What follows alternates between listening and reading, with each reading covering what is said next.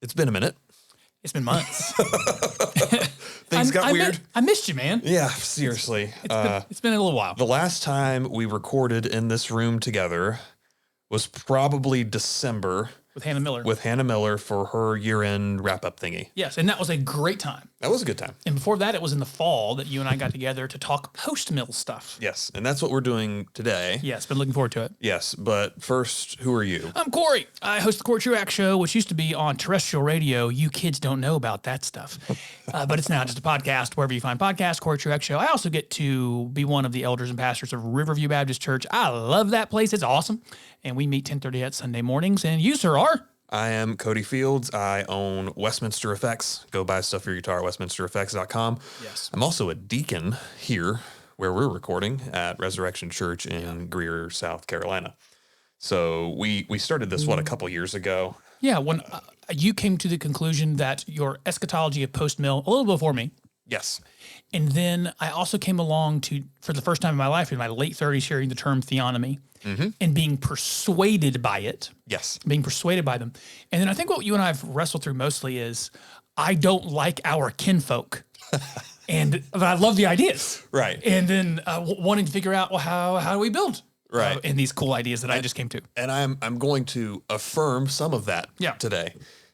So with the How to Defeat Trash World conference put on by Right Response, and we would affirm those guys are brothers as far as we're aware.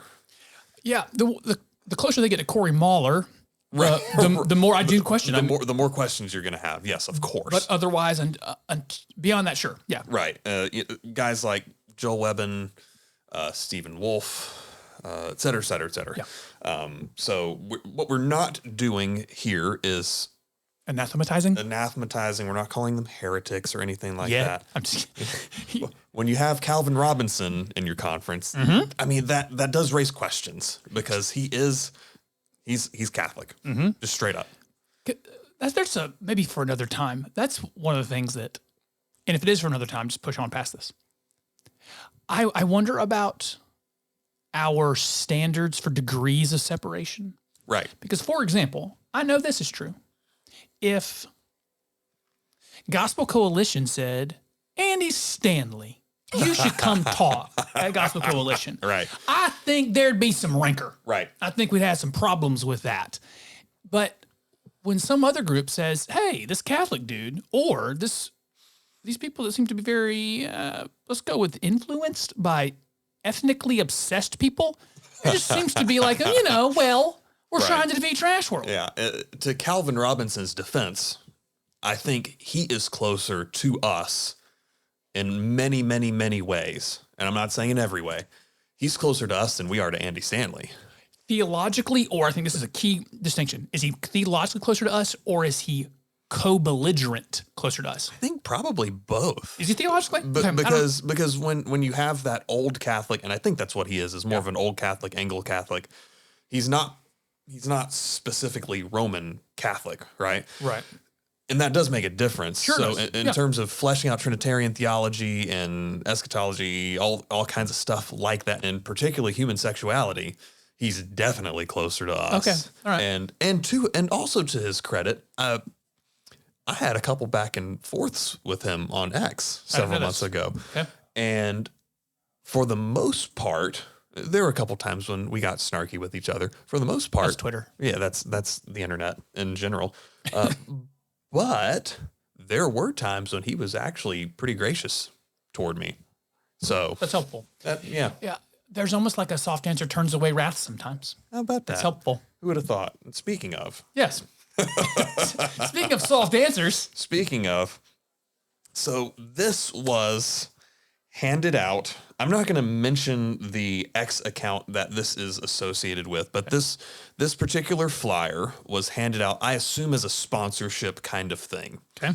At this How to Defeat Trash World conference put on by Right Response Ministries, and it being in Texas, a local Texas church said, hey, here's a flyer. All caps. Headline is your home church too gay? Your current church not fighting Trash World? Your elders paralyzed by the PWC? Instead of being isolated and impotent, unite. Come join a Reformed church here in Tempe, Texas, and advance Christendom as a bellwether for the entire state of Texas. Oh, sorry, Temple, not Tempe, thinking Arizona. Yeah. Temple and the I-35 corridor is the vanguard of this battle for the soul of the nation. We are confessional, post-mill, theonomic, Kuyperian, and fueled by both righteous indignation and holy purpose. DM on X for details, and that has the account. I could go lots of places. The first place I go is any amount of gayness in a church is too gay. That's true. Yes. The appropriate amount of sexual sin, including homosexuality, in a church body is 0. Yeah, we call that leaven. That leavens the lump. Yeah, don't put up with that. That's some toxic leaven. Yeah. So I think, to your credit, because you've seen some of these things, I have defended certain characters in this world in their sarcasm, yes. right? So guys like the Moscow crowd yes. are willing to use sarcasm sometimes. Yes. I think less than what many think, right? Sure. Probably more than I want to admit. So, okay. Is that fair? Yeah, where they get caricatured as that being their only thing. That's the only tool that they recognize in the toolbox. And recognizing they actually do hundreds of hours of things. The only thing that gets attention is when they're being this way. Right. And so that where I tend towards, man, these people sure are snarky and sarcastic all the time. Right. And could probably be shown, well, here's 100 hours where they were just being instructive. Right. Versus the other end where you can go, it's not a big deal at all that they do these things. That they have, the videos, people shooting the bird at folks. Right.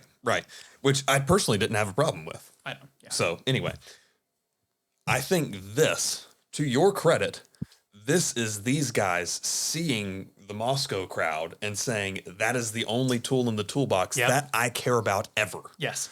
And when you do that, you lose all ability to actually communicate. Yeah. Right. There is in media world, in church world, imitation is not just the truest form of flattery. Imitation ends up being what some people find as their way of growth. So we'll take this across church world. Stephen Furtick is one of the biggest names. Yep. And if you go to any given suburban town around Atlanta or Charlotte or Greenville or Nashville, you're going to find some mini Stephen Furticks. There's actually pretty good accounts out there that find Stephen Furtick saying something this way, and they'll paste together 6 other little 30-year-old pastors who said it the exact same way. But you say imitation is the way to growth. Who is Furtick imitating? And a lot of times he's basically taking stuff that T.D. Jakes has You're done exactly right. and Joyce Meyer and all that kind of stuff. So imitation happens in sports. When everyone was running pro style and then the spread came, we saw a bunch of points getting scored, so football switched to the spread. Wildcat, same thing. Same thing for a minute there. Actually, I believe that was Jordan Dolphins who popularized that in the NFL. And so I think what happens with these guys is they go, well, those guys at Canon have like tens of thousands of views on everything they do. So I want to do what they do. Right. And then you become often a caricature or exaggerated version of the thing you saw that was successful. I admit this in myself and have to stop it. Not often because of wanting numbers, but because I saw person A, I could give names, explain this hard thing this way. I found it successful with me, and I'm tempted to straight up copy it. Right. Or exaggerate it. And I got to pull back and do it my own way. So I think that's what happened here. I think they saw a thing being successful by some measurement and wanted to copy it. The last thing, well, I actually would love to go line by line through it. Yeah, absolutely. Because I had thoughts as you read it. So if you'll read it, I have some thoughts. Yeah. How about we go paragraph by paragraph? Let's do it. There's 3 of them, and they're not long. They're like news paragraphs. Your current church not fighting trash world. Your elders paralyzed by the PWC. Instead of being isolated and impotent, unite. Okay, that was one of my things I wanted to get to. I enjoy some folks, I'm sure you don't. I enjoy Neil Chevney. I enjoy some folks who have... Envy? Is that how you say it? I think so. Sure. Neil. His name's Neil. Neil from North Carolina. His use of the term woke right. James Lindsay, who I don't like a lot, his use of the word woke right. I like woke right as as a moniker and finding lots of analogies. One of them being a barrier to entry to your movement based on terms you made up.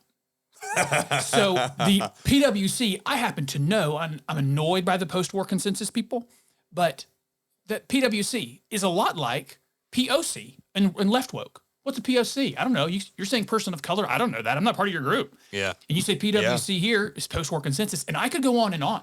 You can't have a conversation with a woke right person without hours and hours of initiation of their material, the same way you couldn't have a conversation with a left woke person without hours and hours of indoctrination of their material. And you end up setting up these cloistered, smaller groups. So even that PWC, I don't think they know how ineffective that makes them because it's just internal language. There's only like a couple thousand of you people. Right.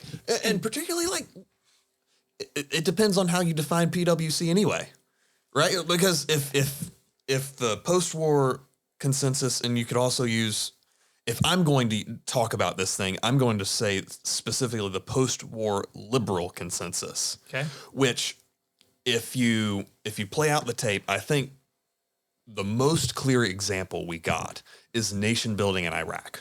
Okay. Where the assumption was, because of liberalism, because of theological liberalism, everyone's root desire is American Western style freedom. Yeah, every human wants it. Right. Yeah. Which history has shown us that's not the case. That's not the case at all. So if that's what you mean, I'm on board, right? I don't know any churches that are paralyzed by that myself. No. One more word on that when it comes to language. I had to understand the world around me going left woke by understanding what they mean by the word privilege, something like that. Right. They have right wokeness has its own barrier to entry in language, and that's all I wanted to highlight on that paragraph. Is it shows me a problem that these folks don't even know they have. Right. Including the use of the word trash world. Yeah, I still don't know what that means. Yeah, so I read Andrew Isker's The Boniface Option, and there's some good stuff in there. Being willing to say no, we are going to chop down this idol, and y'all can deal with it. Right. So a call to boldness is a good thing.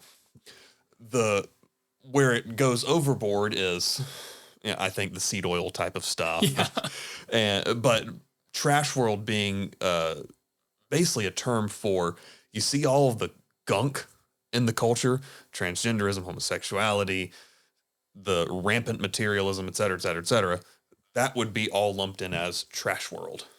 Yeah. Okay. Fine.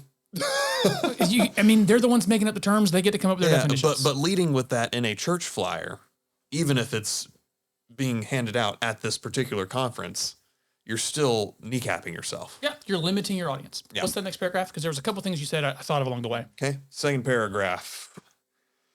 Come join a Reformed church here in Temple, Texas, and advance Christendom. As a bellwether for the entire state of Texas, Temple and the I-35 corridor is the vanguard of this battle for the soul of the nation. That's it. That's where I want to stop. Okay. It reminds me of, I'm sorry if you're Pentecostal. I don't want to be a jerk. But there are these, I've noticed in my life, the conceit usually comes from Pentecostal congregations of 20 people in a barber shop that they've rented on Sunday mornings that call themselves the Global Impact Center. And their pastor is the senior global pastor. I think you should probably work on your neighborhoods before the conceit that you're giving yourself. This movement ends up being like that to me, but in particular, this little church. You're it? You're the vanguard for the nation on the I-35 corridor?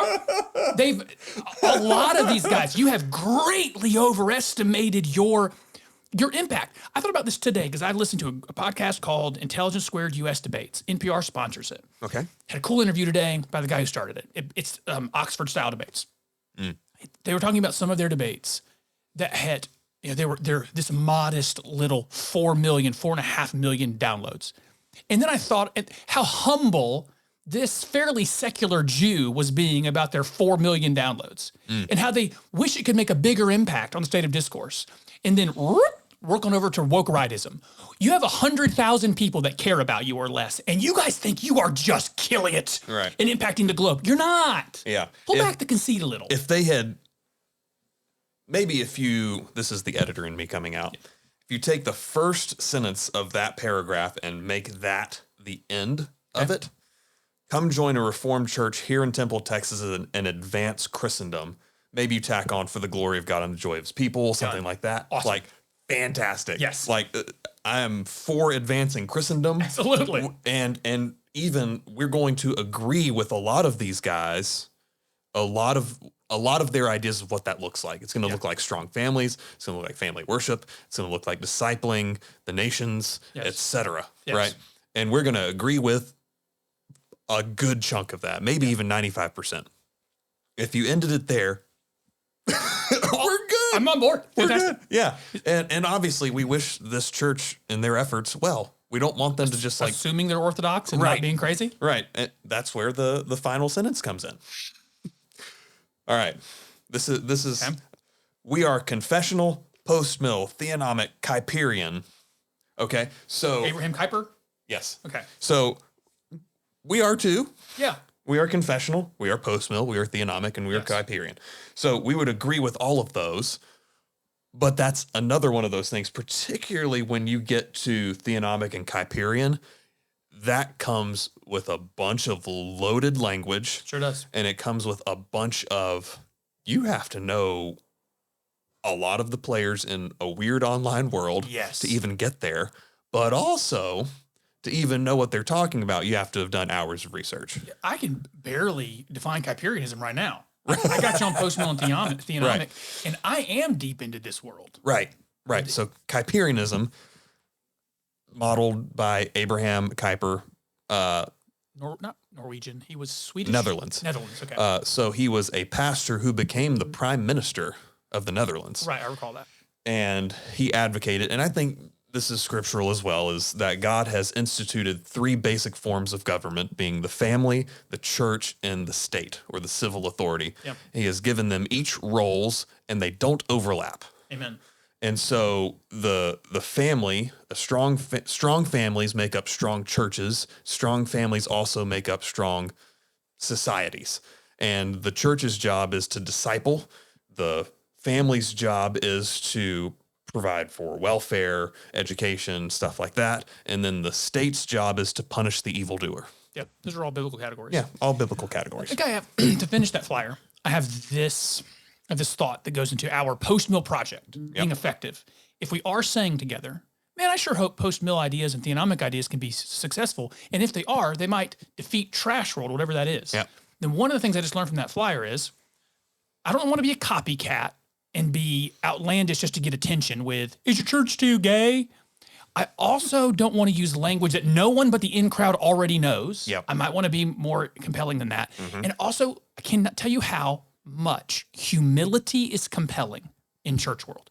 That this overemphasis on our own significance repels people, it repels me, to then recognize, what is the post-mill project? Is it going to be big, audacious things mostly, or is it going to be quiet, faithful congregations doing things in their town that they're not the vanguard of the nation on I-35? Thanks, Gandalf. Right. That was a way to not defeat trash world, is my take. The last line is, honestly, that the very last phrase is probably what gets under my skin the most.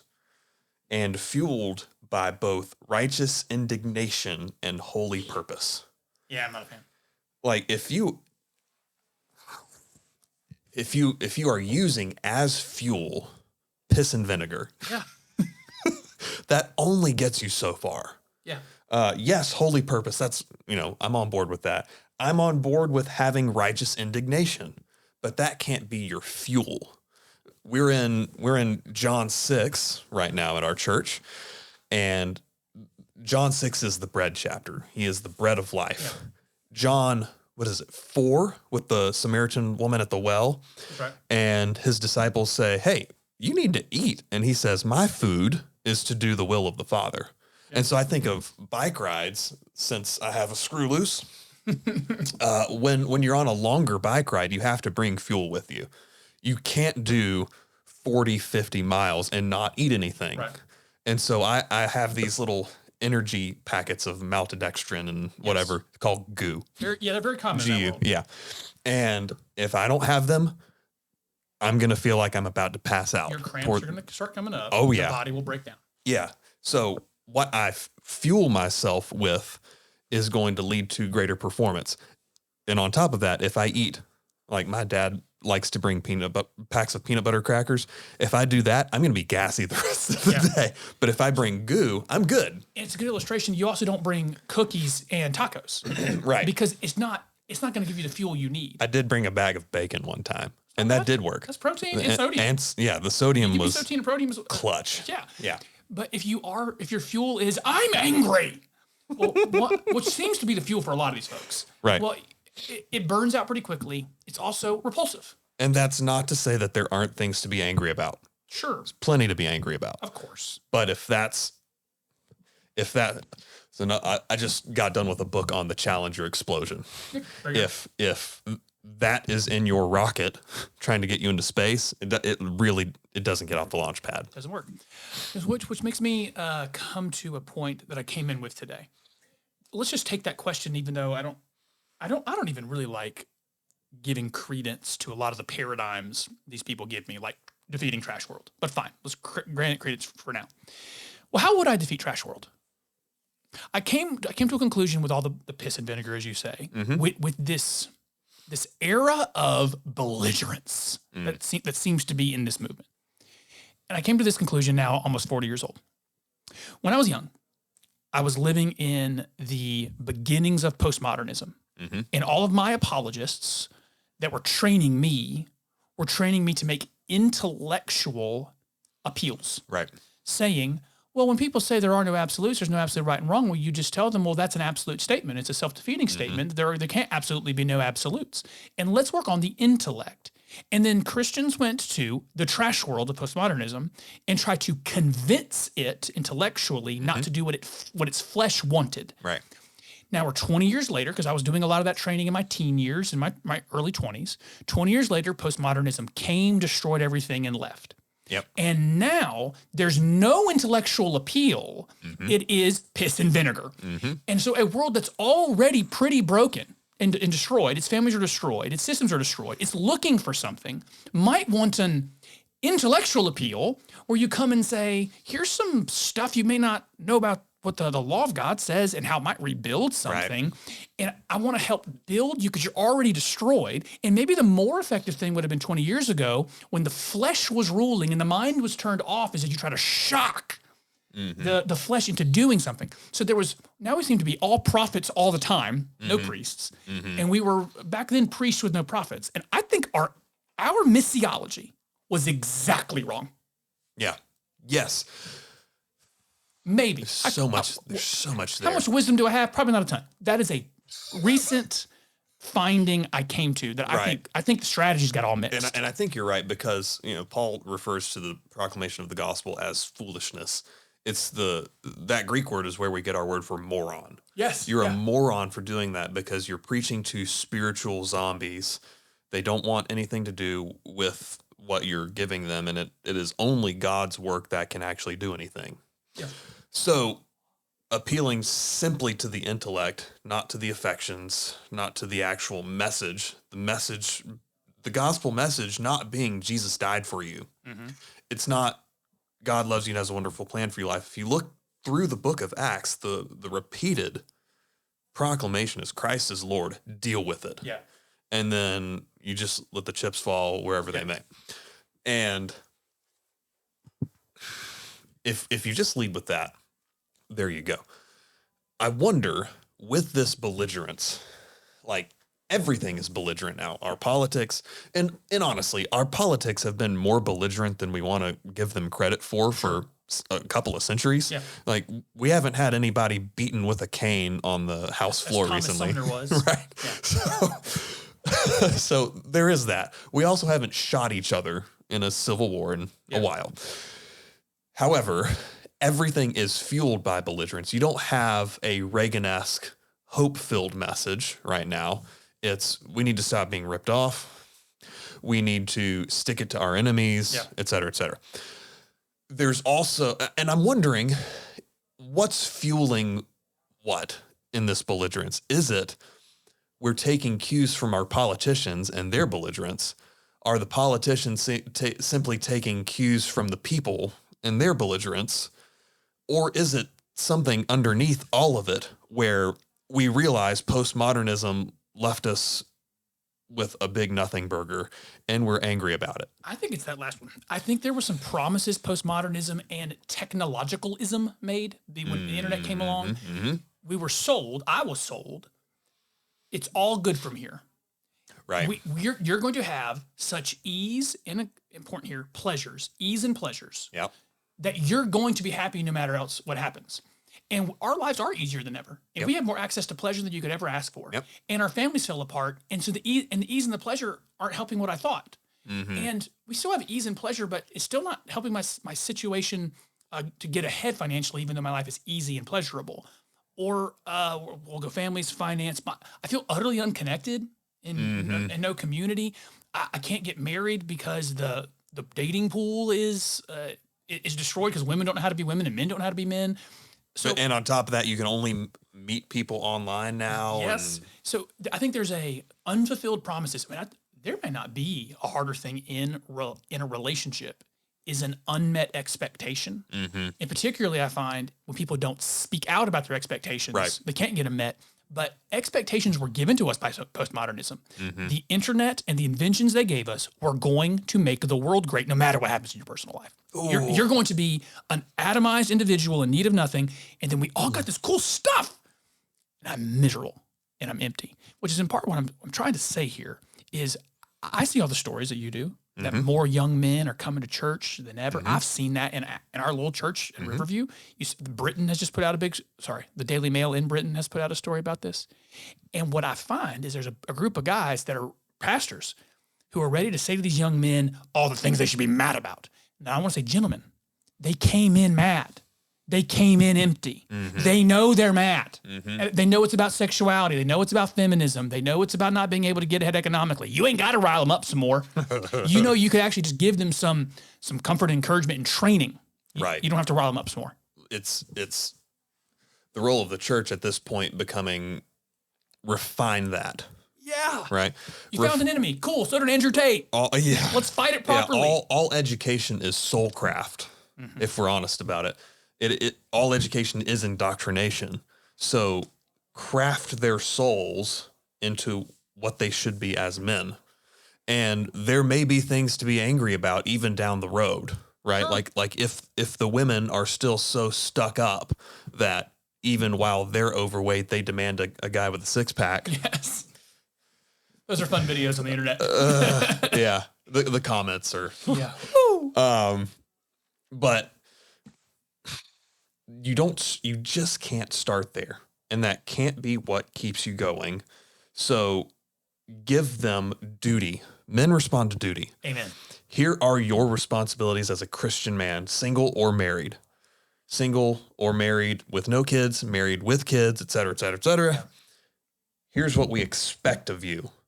And they'll respond. Absolutely. And they'll respond way more than, man, did you see the news? That was messed up. Yeah. I know that I'm particularly that way. That's how God designed men. How cultures have done and if we're rocking post-mill project, how do we build something in particular with men? We lay on men the joy of their duties, their roles. Right now, young man, you are that person's son, that couple's son. Be the best son you could possibly be. Yeah. You got this job that you think is menial, working on the manufacturing line. You're running the drive-thru at Burger King. Man, be the best at that. That's your role. That will prepare you to be a good husband, father, etc. I recently got to preach David and Bathsheba. It just so happened that it was on Easter Sunday, and because we tend to just preach through. We do the same thing, but we were in John. You know what, the Lord in His providence 2 Easters ago, it really did not, quote, just so happen. It was the Lord's providence. It was my Gospel of Mark series. The story of the crucifixion and resurrection landed on Easter Sunday. 2 years later, it was David and Bathsheba. Yeah. But point here being that that opening line is, in the springtime, when kings go off to war, David was on his roof on the couch. Mm-hmm. And so I brought out this point of when is a man dangerous? He's dangerous when he's not doing the stuff he's supposed to do, when he's literally sitting on the couch. Yep. Because you know what's going to do when he's sitting on the couch? He's going to do something that takes from someone else, that hurts those around him because he wasn't doing his duties. Did you contrast that with, now Jesus right now is seated at the right hand of the Father because he already accomplished did all his his work. That's actually great. The way I connected it to Easter, and then we could do more post-mill stuff. I think this is post-mill. Building men into the men we need is post-mill work. No, that is. There's a really cool piece of literature here biblically that the writer of Samuel, Samuel's already dead by this time in 2 Samuel, says it was in the springtime and David was on the roof. So you're supposed to be picturing greenery, and what do rich people have on their roofs? Gardens, rooftop gardens with vines and things planted. And so you're supposed to, by the way, when David saw Bathsheba, he saw her, that she was desirable to the eyes, and then he sent for her and took her and lay with her. Yep. Activating your Genesis 3 motif that Eve saw the fruit, took it, and ate it. And so you're supposed to be seeing, oh man, Adam and Eve failed in the garden.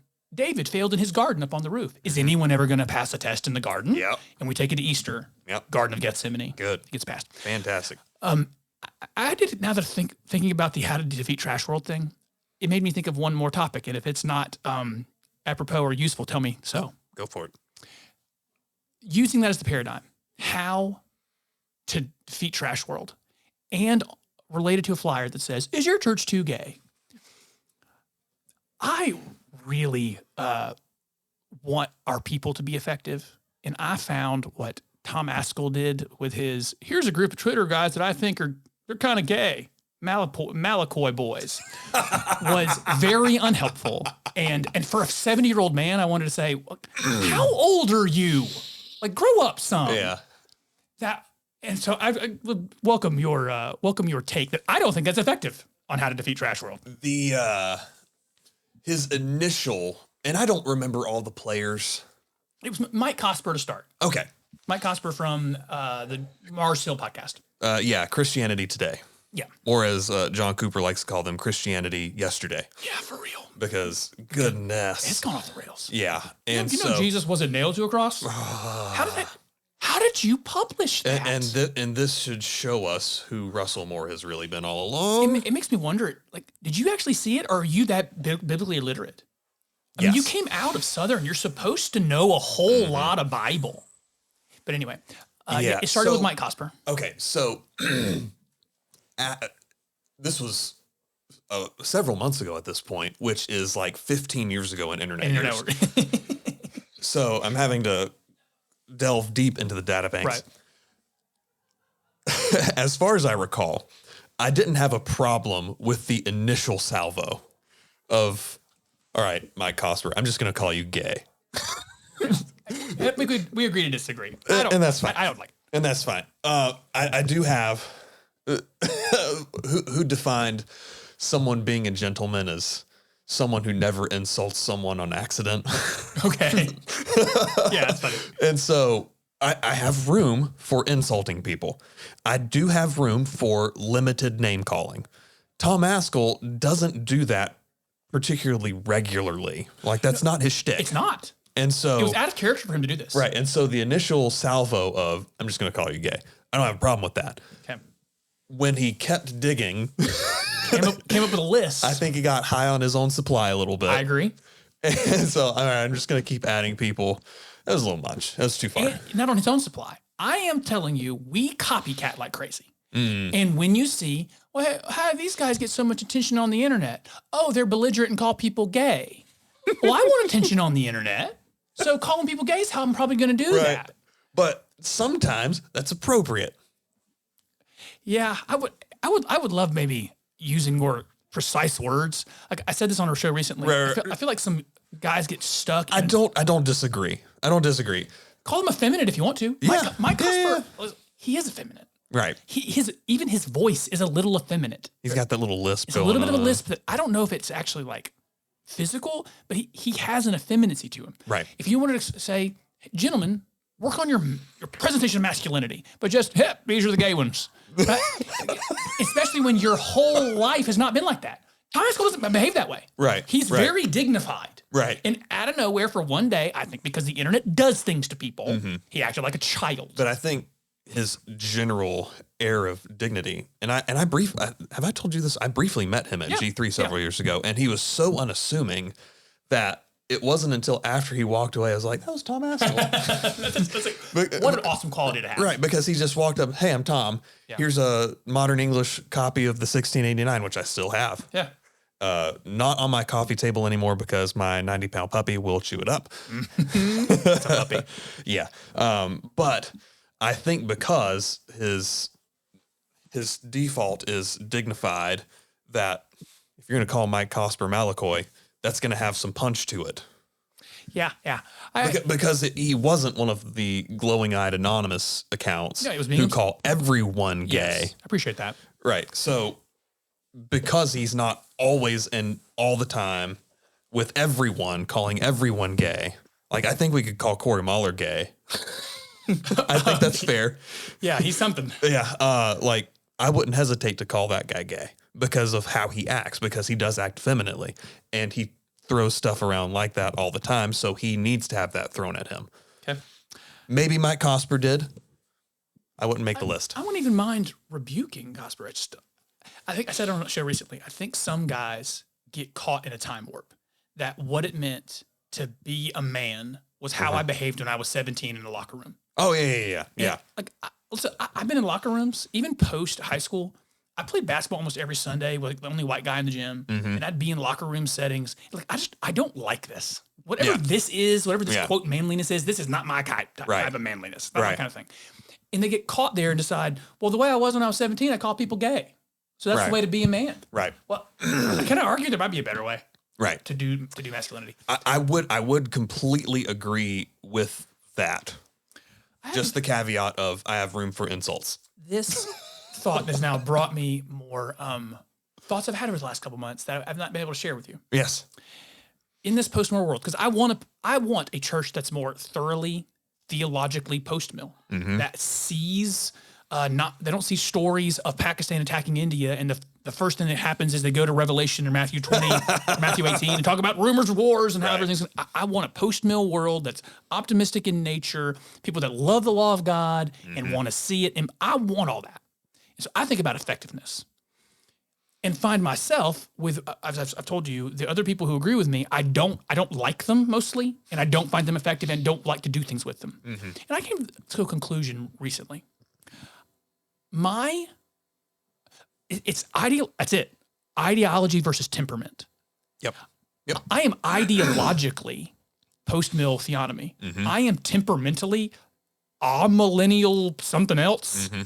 And so I find myself attracted to the idea of, I bet I'd be better at convincing Neil Shevney or Shinvey, whoever he is, to be post-mill and theonomic than I would getting Eric Kahn to act like an adult.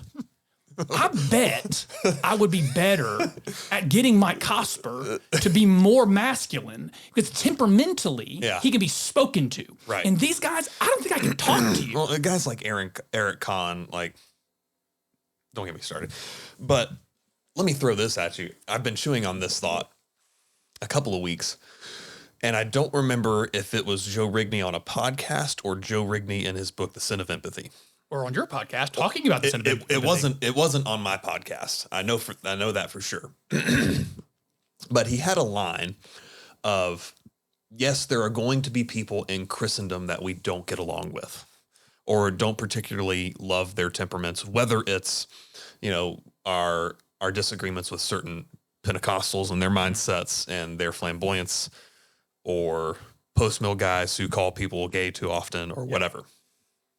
And he had a line of, if God is not ashamed to be their God, we should also not be ashamed to be their brothers. And I'm trying to chew on that, where I do agree, because if God's not ashamed to be called their God, then I shouldn't be ashamed to be associated with them somehow. That doesn't mean I can't ever be annoyed with them. Yeah. I'm really annoyed at most charismatic gatherings on Sunday morning. I also find there's probably a lot of Christians at those charismatic gatherings that I will spend eternity with, but I'm still annoyed at how they gather. Right. And Right. do some of that. Right. And this is where I get with a lot of my ideological brethren is, hey guys, I don't like hanging out with you. I would rather go hang out. I found it. I would rather hang out at the Gospel Coalition and pull them right than hang out at Fight, Laugh, Feast and just be uncomfortable the whole time. We need to get you at Fight, Laugh, Feast, though. Yeah, maybe. I think you would enjoy it more than you think. Those dudes are... love those guys. I think one of my favorite people to listen to right now is Trevin Wax. Okay. He's just like a smarter version of me. And I just find temperamentally, we disagree on some stuff, but I bet I could convince you. And then this other group, I find, do you guys only talk in lectures? Do you second guess anything? Do you have any opinion you're not 1,000% sure of? And I love a room where there's guys going, I think this is the case. I'm pretty sure. I'm open to takes. And there's these rooms that are just declarative. Well, I don't like that room. I think particularly with Fight, Laugh, Feast, they're speaking from the standpoint of they've been building for half a century at this point. That's true. Yeah. So like, oh, wow. Yeah, they've like Wilson and those guys have actually been doing the thing for 50 years. And so they have some more experience, some more earned confidence than many should have. Okay. Probably. All right. And so I have a little more room for them to be very sure of things. And obviously I'm going to disagree with them on pedo baptism, pedo communion, stuff like that. But dude, they have always only ever been welcoming, even to a dumb little Baptist like me. Yeah. You go every year. Yeah. You're well received. And yeah, like there are guys there who'll just run up and give me a hug and whatever. So, okay. Yeah. So anyway, that was a thought I had recently about Nashville in October. We'll get you there. Is that every year in Nashville? You were practically. It was Texas last year. I just had that thought recently. What's my place in trying to, I got 4 years left on this earth, whatever it is. Mm-hmm. What's my role? I bet my role is trying to get the people of my temperament to agree with my ideology, not to get people of my ideology to pull back on their temperament. That's interesting. To the extent that I just kind of want to ignore the people who aren't of my temperament. Fine, you guys are going to do it. Let's see how successful you are. Let me count me among your skeptics. Sure. And then the people that I think have effective methodologies. Mm-hmm. Hey, let's see if I can get the effective methodology people to teach better stuff. That's an interesting thought, because like I find myself writing that line more than you, because I have more room for sarcasm. I have more room for insults. Not all the time. Strategic. But it's strategic. Precise. It's available. Like if I'm not going to attempt to drive a nail with a screwdriver, and I'm not maybe an SM58. That's a good one. Let the reader understand. Yes. That's a microphone. And it's indestructible. Yeah. When the nuclear apocalypse happens, the cockroaches will still be alive and the SM58s will still work. That's very funny, actually. I never thought about that. I just came up with that on the spot, right. actually. It's right, though. It's a good touring mic. Yeah. It's an incredible mic. But and I'm not going to try and drive screws with a hammer. Yes. Right. So if I, for instance, I wrote a blog recently really going after Trump on the tariffs. Oh, tariffs. It was good. And I kind of let it rip. Yeah, it was good. Because I thought I should. I have written a blog. I'm waiting for it to be approved by my elders, to be attached to the church. If they say, hey, we don't want to attach this to the church right now, then I can still post it. As you, yeah. But on total depravity, because we have people wrestling through that in our church right now, particularly people who are a little bit newer. Okay. And you know how sarcastic I got on that one? It's not. Yeah. You know what? I had a couple little barbs in there. You know what tool to pull out of the toolbox. Right. And so that's really the goal, isn't it? Is just know what tactics to use. Yeah. When. It's something about wisdom. Yeah. I think the Proverbs talk about that. There's a you and I both love sports. Go to sports analogies. Mm-hmm. One of the great things about a great basketball player is, as the kids say now, his bag is deep, and he may be a 3-point shooter, but there's nice that doesn't fall, and he's able to ball handle enough to get inside. Right. If you got a good post player, he's got several tricks he uses, and I don't know the baseball analogy for that, but I know I'm going to get into this trouble with a pitcher. Here's a baseball analogy. If I got one pitch and I just use the one pitch constantly, I'm not going to get very far. Yep. I got to have some variety. Right. Or, 5 tool players hit for contact, power. You have an arm, you have a glove, and speed. Okay. Right. So you got to know which one to use when. And so one of the pitfalls of modern baseball is everybody just wants to hit tanks all the time. You just want to swing as hard as you can and hit home runs. I've noticed. And it's super annoying as opposed to, all right, I got 2 strikes on me. It's much better to put the ball in play and see what happens. Yes. Because batting averages on strikeouts is 0 ever. Right. If you at least put the ball on the ground, you have a 20% chance, at least a 20% chance of getting on base. Yeah, that's right. Whereas if you just swing and miss, I'm understanding that you're going to screw it up sometimes. just really practical that way. Yeah. And I often just see, I'll use a music analogy, a lot of guys who know one note. And You're talking to a metal guy where we play open note breakdowns on one note. Oh, really? Okay. Yeah. Well, That's a thing in breakdowns. But to be a full musician, you got to know some other notes. You have to know other notes. Yes. There was a slew of bands on Rise Records, one of the larger independent heavier labels years ago. And there was a sound, this Rise core. Okay. And it was a lot of open note breakdowns. Is it metal? Yes. Okay. Post-hardcore, a lot of Nintendo core type of stuff. And, they're all playing basically in the same key with the same chord progressions. And that got really annoying and really old really fast. That sounds like it. Especially Asking Alexandria. That band was so overrated, and I'm not sad that nobody really cares about them anymore. Yeah. Anyway. I don't feel like I missed out anything. Cody, thanks for having the conversation. Absolutely. I always enjoy it. Yep. Likewise. You should go to Westminster Effects Soxology and buy some stuff for your guitar. Yep. And also join your lounge. Green Room at this point. I renamed it to be more musical. So the Westminster Effects Green Room on Facebook is where we have our discussions. Yeah, and you can find me on Facebook, Twitter, Instagram, or Threads, any of the social medias. Look for his weird name. Yeah, look at my weird name, Cory. You actually find me there.